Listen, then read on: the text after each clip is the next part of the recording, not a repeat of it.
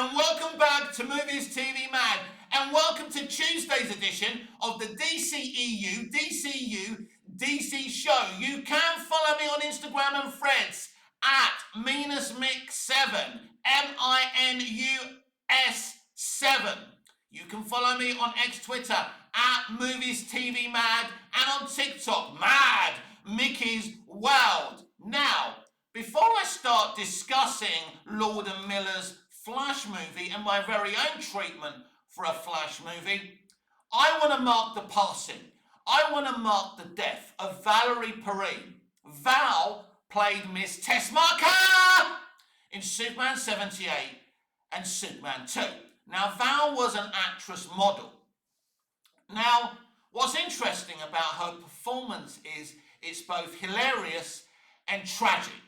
And it doesn't hurt that she was written by a great writer like Tom Mankiewicz. Something else to understand as well, her scenes in Superman 2 were actually directed by Dick Donner and not Richard Lester. If you know the situation of Superman 2, Donner was fired after Superman 78, and Richard Lester, the director of the Three Musketeers, who worked with the Salkinds on that movie, was brought in to replace Dick Donner. Anyway, I've kind of noticed something over the years where they've tried to create their own versions of Miss Tessmacher in other Superman TV shows and movies, where in Supergirl they tried to have a Miss Tessmacher. In Superman Returns they tried to have a somewhat similar kind of woman. And James Gunn's Superman also had an Eve Tessmacher, but none of them were able to equal what Valerie Perrine did. Valerie Perrine was either an Oscar-nominated actress or an Oscar winner. She wasn't just a beautiful former model. And she, as I say, she gave that role, especially in Superman 78, both hilarity and tragedy. Why can't I get it on with the good guys? That was so tragic to me. You know, when Superman says, "Why did you kiss me before you took away the kryptonite? I didn't think you'd let me later." How tragic is that? And the way she performed it, and the way Tom wrote it, that she's with this horrible guy that she somewhat loves, but she can't get with the good guys. And Valerie played that so beautifully. So Valerie Perrine, who played Miss Tessmacher in Superman 78 and Superman 2, who passed yesterday. Now, here's a little update for you. It's not really an update, but it's this guy, Levon Cade, who created Levon Cade and Bane creator Chuck Dixon, like him. He's been ranting. He's obviously a right-wing grifter a little bit, but he's also a comic book icon. But I do agree with what he has to say here. On the upcoming Supergirl movie, he said this: "More girl boss bullshit, I agree. She has to be better than Superman, because she's a girl, right? Stupid men who are the primary audience for movies like this. The trailer, which looks like it was shot through a jar of piss, shows that she's always wins and is never challenged by anything. So why bother seeing it?" Exactly, why bother seeing it? I will see it because it's a DC movie. Now, I know some of you in my comments keep on telling me, not watching this movie. It's my job to watch movies like this and let you know what I thought of it. Anyway, let's talk about something a little bit positive. Let's talk about Lord and Miller and their Flash movie. Now, if you remember rightly, Phil Lord and Chris Miller were going to write and direct the Flash movie. It's one of my greatest regrets we never saw this version of the Flash movie. The Flash character deserves an epic live action movie. The movie we got was terrible. Now, Ezra Miller again was going to play the Flash. Now, I saw a video yesterday of our very own Cyborg, who played Cyborg in the Snyder Cut, saying what wonderful guys these are. He told a story about, I think, getting a bus or a cab to go and meet Ezra, and they were running late. And Ray Fisher, who played Cyborg, really liked them. He was going to be involved in that movie. Do you remember? We were going to see the continuation Ray Fisher's Cyborgs and Ezra Miller's Flash friendship continuing in this Phil Lord and Chris Miller Flash movie. So they're promoting their latest movie, and they said this: Phil Lord and Chris Miller will not share details on their unmade Flash movie. In the event that DC Studios that would be interested, listen, DC Studios are not going to be interested in anything that's nothing to do with James Gunn. Forget that. I keep on saying this every day, on my Instagram, on my TikTok, on my ex-Twitter, and on here. Phil Lord and Chris Miller are fucking geniuses. They're the people who have brought us the Spideyverse movies, the animated Spideyverse movies. Fucking genius. The Lego movie, the Lego Batman movie. Their genius is unparalleled. They should be the co-CEOs of DC Studios immediately, Paramount. Sack Gunn, sack Saffron, and put these two boys in charge, and DC fans will be finally eating fucking good. This is who we need. So it's a great regret to me that Phil Lord and Chris Miller's The Flash movie never ever happened. A great regret for me, because I think they would have given us something special. And as I keep on saying, DC fans, it seems, can't have good things. Is it possible? Would Lord and Miller want to be co-CEOs of DC Studios? Yeah, why not? Why not? What a job. Now, the reason that they won't reveal their treatment for the Flash movie in case they get to make it one day. So they still have dreams of making that movie. That's great. That's good. I always hear like creators saying, oh, I was going to do this, that, but it's gone now. It's not going to happen. And I'm over it. They're not over it. They still want to make this movie. And I still want them to make this movie. It doesn't have to be with Ezra Miller. It can be with any actor they choose. Because the thing is, these guys would give us a DC live action universe and a Flash movie to treasure. These are the people who should be running DC Studios. Let me repeat again, I don't hate James Gunn. I don't hate you, James. I've enjoyed your movies. I say this every day because the people at the back don't get it. But you made it an awful Superman movie. You're not doing a good job. You're not a CEO. You're not doing a good job as creative lead of DC Studios, a co-CEO of DC Studios. We all know that. That's not about hate. That's not about agenda or propaganda. It's the truth. These boys were born to be co-CEO of DC Studios. And we all know that. I've just listed the stuff that they've done just in comics. The fact that they've done those awesome, epic Spideyverse animated movies. Those movies are fucking amazing. Do you not like those movies? There are other movies they were going to do solo. What a shame they didn't. That's another regret of mine. I think Solo would have made money if their version of Solo came out. What a shame. Phil Lord and Chris Miller are geniuses. As I say, the Lego movie. The Lego Batman movie is one of my favourite Batman movies alongside the Batman 66 movie. I love Batman 89, I love Batman Returns, I love Batman Begins, I love BVS, I love Nolan's The Dark Knight trilogy, I love Reeves' Batman. But I must say, the Lego Batman movie and the Batman 66 movie are two of my favourite movies, alongside Batman Begins and Batman Returns. I mostly love all the Batman movies, even the silly Clooney movie, Batman and Robin. There's things about it that I love. It's not a great movie, but it's okay, right? You can't say that movie's not entertaining at the very least. But Lord and Miller are the real deal. And I was so excited that they were going to give us a Flash movie. Because you just know it would have popped. That it would have been amazing. You know, and they make movies well. Because for them it's not just about technology. It's not about IMAX cameras. It's all this fuss now that Avengers Doomsday won't be in IMAX screens. I don't give a shit.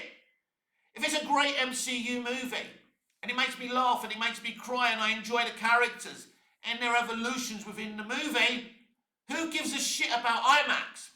Everyone losing their shit about the colour palette of the Spider-Man, what's it called?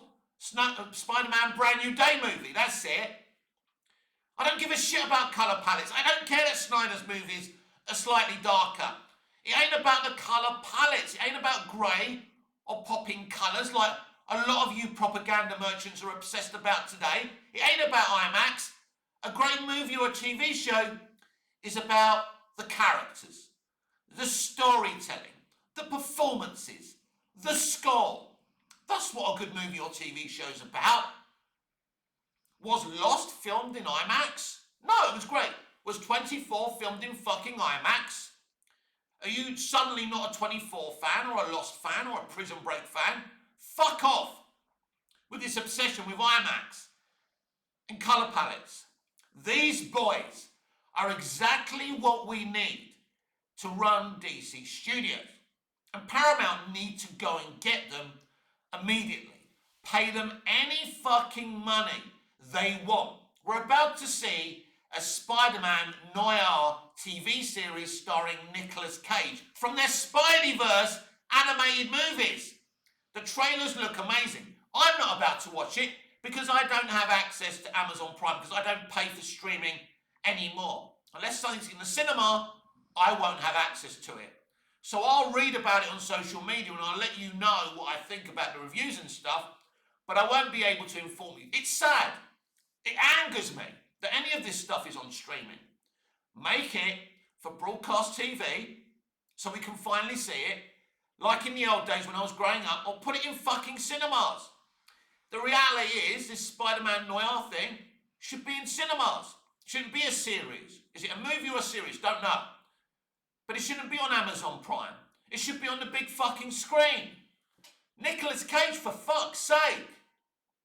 But what I'm saying to you is that these guys, Lord and Miller, are the real deal, and they will be giving us fucking great meals as DC fans. Don't you think you're worth it as a fan? Don't you think you deserve an epic and awesome Flash movie? Let me tell you my treatment for a Flash movie. As you know, I write my own fanfic. I've written Superman movies before. I've written a Friends revival. I've done lots of different things for my own entertainment. Never going to happen, but for my entertainment. I'm writing my movie, Saving Judy Garland, Saving Norma Jean. And I wrote my own treatment for a Flash movie. So the first 10 minutes, because Reverse Flash would be the villain in this movie. So for the first 5-10 minutes, however long, I think my original treatment is the opening 10 minutes we build up Reverse Flash's character. You may not know this, but the Reverse Flash, when he was growing up, was a huge Flash cheerleader. He's a huge fanboy. So growing up, we see him loving the Flash, boring his friends and relatives about the Flash. He loves the Flash. But as he gets older, you know, there's even in my script, there's even a moment where the Flash saves this boy who is Reverse Flash, Eobard Thawne.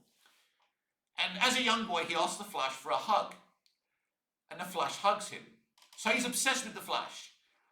But then, in my script, this is not comic book accurate, but in my script, Eobard Thawne's mother dies.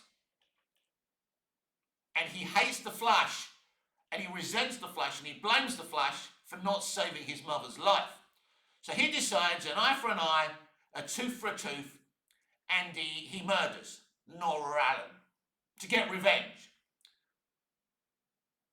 He finds a way, he obsesses over gaining the Speed Force and becoming a speedster, then he murders Nora Allen. All this is in the first 10 minutes of my script. So I build up Eobard Thawne, the Reverse Flash, in the first 10 minutes, even before we start focusing on Barry Allen. I wasn't even decided if it was going to be Barry Allen who's going to be my Flash. There's plenty of versions of the Flash, as we all know. But that was going to be my Flash movie. The idea of my movie was that we can't expect, we shouldn't look up to our heroes in a way where we expect them to fix all our problems and then blame them. when they don't fix our problems. We shouldn't blame our heroes because they don't have our opinions. We should look up to people, but be our own people at the same time, and not expect too much of the people we look up to. And remember, they're flawed human beings as well. That's the moral of my story. So that was my Flash movie. And I think I was going along the right way. Because I love the Reverse Flash. I'm not a comic book reader, by the way. Someone on Instagram asked me, what's your favourite Flash comic book, graphic novel? I've never read one. I think I do own a comic. I've never read it. But the reason I even know who the Flash is because Impulse was in Smallville. We had the Flash TV series, which I enjoyed the first 2 or 3 seasons initially. I love the Flash in the Snyder Cut. I love the little cameo in David Ayer's The Suicide Squad. And that's how I know the Flash. And obviously that awful movie that James Gunn rewrote and reshot. Terrible movie. Some good moments in it. The Keaton moments are brilliant. The Sasha Calais Supergirl moments are pretty good as well. So that was going to be my Flash movie. Because as I say, this character, like all the other characters, deserve an epic and awesome Flash movie. And you know what? Let me just clear my throat. Because do you know what? The potential of the Flash is the same as the potential of the Green Lantern Corps I've been discussing. You know how I always say the Green Lantern Corps is like Star Wars in the DC universe. There's so many versions. There's so many members of the Green Lantern Corps. You've got the Guardians. You've got the Worlds. You've got the different colour lanterns. And it's a bit like the Flash. You've got Barry. You've got his kids. You've got different versions of the Flash. It's not just Barry Allen, yeah? You got Wally West. There's so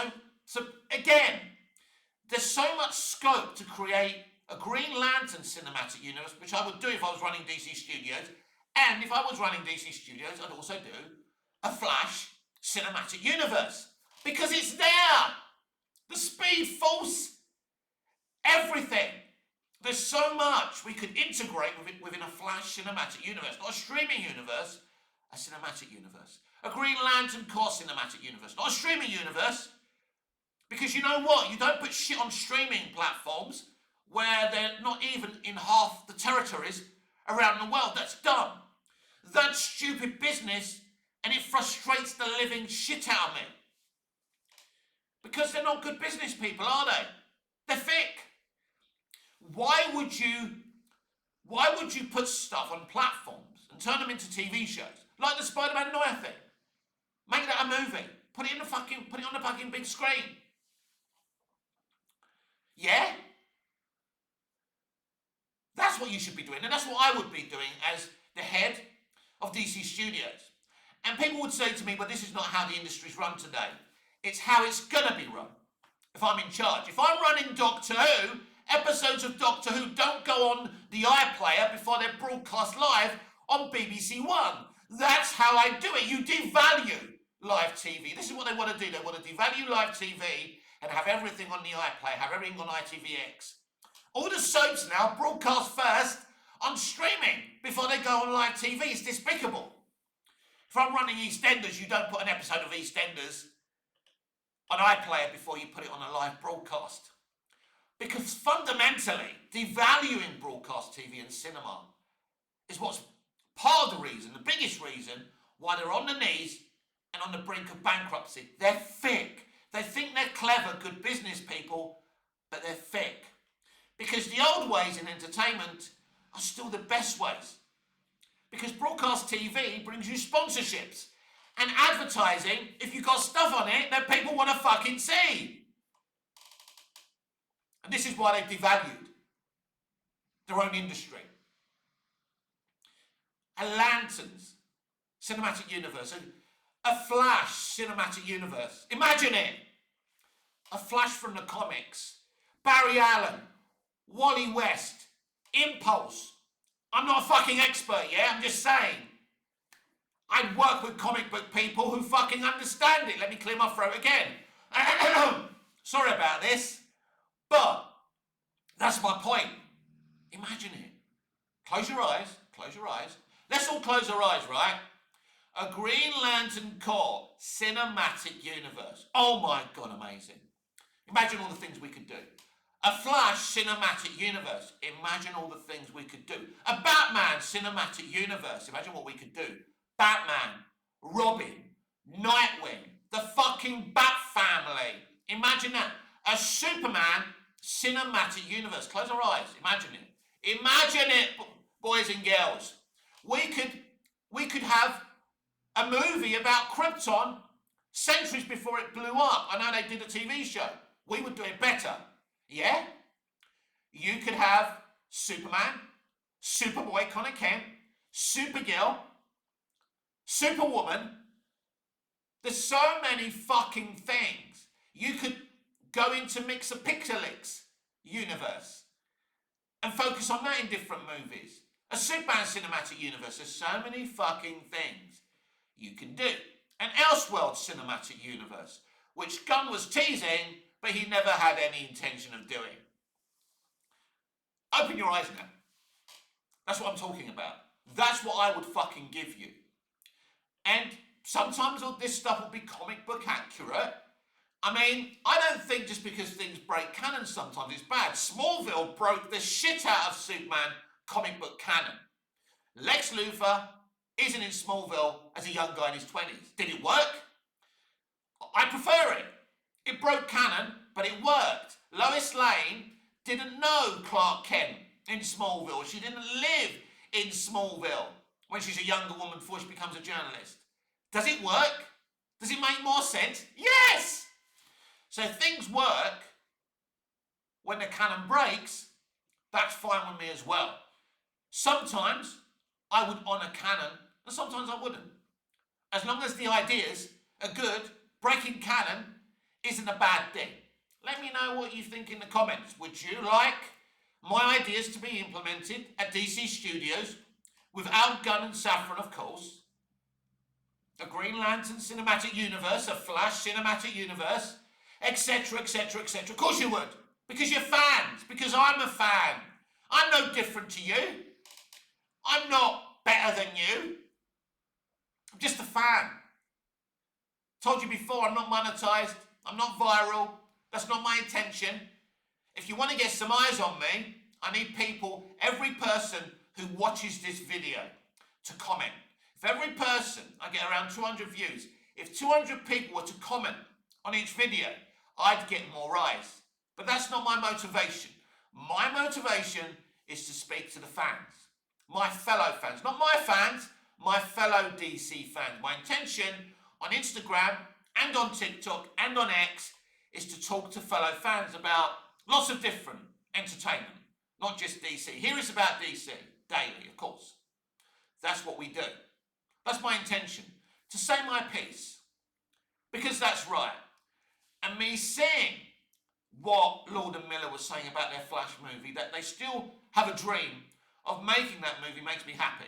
Because I don't know what the treatment is, but I do know that these guys are the real deal, that these guys have fundamentally got a great imagination. And we need people like that. You see, it's all very well talking about diversity and representation. There's nothing wrong with that. We live in a diverse world. So we should represent people who live in our world, of course. But you don't just represent people. You don't just have diverse casting and say, my job's done. You've still got to entertain people, boys and girls. You've still got to uplift people's emotions. So yes, we do live in more diverse times in entertainment, and that's a good thing. It's not a bad thing. I don't have a problem with that. But the problem is with modern day entertainment, they think once they represent, once they're diverse and inclusive, once they do diversity and inclusion, that they don't have to be creative. They don't have to be Imagineers anymore. And you still have to be a fucking Imagineer. And that's the difference. I believe in equality. I believe in representing the world we live in. Of course I do. There's no going back. You can't make films with just white people, but even you can't make films with just black people. That's toxic as well. You need everyone who's casting a film, who gets a job in entertainment needs to deserve their position, no matter what culture they are, what sexual pronouns they are. It doesn't matter. You need to be there because you deserve to be there. And if you deserve to be in your position and you're not virtue signalling and you're not putting down straight white males or black people or Asian people, whatever, if you're not about identity politics and if you're not toxic and you deserve your job, don't have a fucking problem with that. We should be diverse. But that doesn't abstain you from being an Imagineer and telling great stories. You know, we're getting Pride Month soon, and DC are bragging about always supporting the LGBTQ community. That's great. But just because you're writing a comic about the LGBTQ community, it doesn't mean you have to write a boring one, which a lot of them are fucking boring because they think they don't have to write great stories as long as they're being representative and inclusive. No. And I know the right-wing grifters. Yeah, I get it. I see them on YouTube. I subscribe to some of them because although I don't agree with them politically, I agree with them about the state of the industry. Nerd Ronick the other day spoke about Zendaya fatigue. I was disgusted. I think he's a smart guy. I like his content. I like Gary. But, Gary, that was problematic. Because if Zendaya was white, you wouldn't be talking about Zendaya fatigue. Yeah? Or at the very least, it makes you, maybe you weren't trying to be racist, but it comes across that way. Zendaya is a solid actress. She's not brilliant. She's not an iconic actress, no. But she's a good kid. I really respect her. Really private person as well. I respect her marriage to Tom Holland as well. I love Tom Holland. He's so great. And she's not really in that many movies, is she? So things like that are upsetting. And it makes the rest of us straight white guys, look bad too. Because they're basically putting us in the same balloon. Well, I'm not a racist, because I was racially abused at school. Anglo-Greek Cypriot, in an English school in southeast London, Bromley, bullied for having olive skin. I was called horrible names. I know what it's like to be racially abused. So, I'm not a racist. I want to see representation and inclusion, but I have to call some things out that are not really true representation and inclusion. Like the thing with the guy with Tourette's. That was disgusting. He wasn't a racist. As I say, I know racism. So I believe that you should be Imagineers and tell great stories while being diverse and inclusive. That's what I want from this industry. That's what my studio, Movies TV Mad, would do if that dream ever happened. Equality matters. And these guys, Lord and Miller, are fucking brilliant. And they should be running DC Studios. No doubt. I want them to get the job. I'm very passionate about this. I think if they get the job, Paramount are going to make a shit lot of money. We need talented people working in Hollywood. They're making great movies. They're making great stuff. And imagine them running DC Studios. And this is what we need. But at the moment, we've got the wrong people running DC Studios. Look, I don't know James Gunn. I don't know if he's a good guy, bad guy. He's a flawed guy like the rest of us, of course. Nobody's perfect. But the reality is, he's the wrong person, as is Safran, to run DC Studios. We all know that. He's given us some really good comic book fare. There's no denying that. But Superman was a letdown. Superman was disappointing. I'm a Superman fan. I've been watching Superman live action media, animation, TV and film all my life. It's the reason I fell in love with film. As you all know, Superman 78 was the first movie I ever saw. One of the most beautiful things about Superman 78 and Man of Steel, and it's why they're both my favourite Superman movies ever made, it's not just that they're great movies. They're made so well. They're made with care and love for the character. Yeah? And by the end of the movie, you feel this love for Superman. At the end of Man of Steel, when Lois says, "Welcome to the planet," and he says, "Thank you, Lois," and he smiles. You have this love for Clark Kent and Superman. And it's the same with Christopher Reeve's Superman at the end of Superman 78.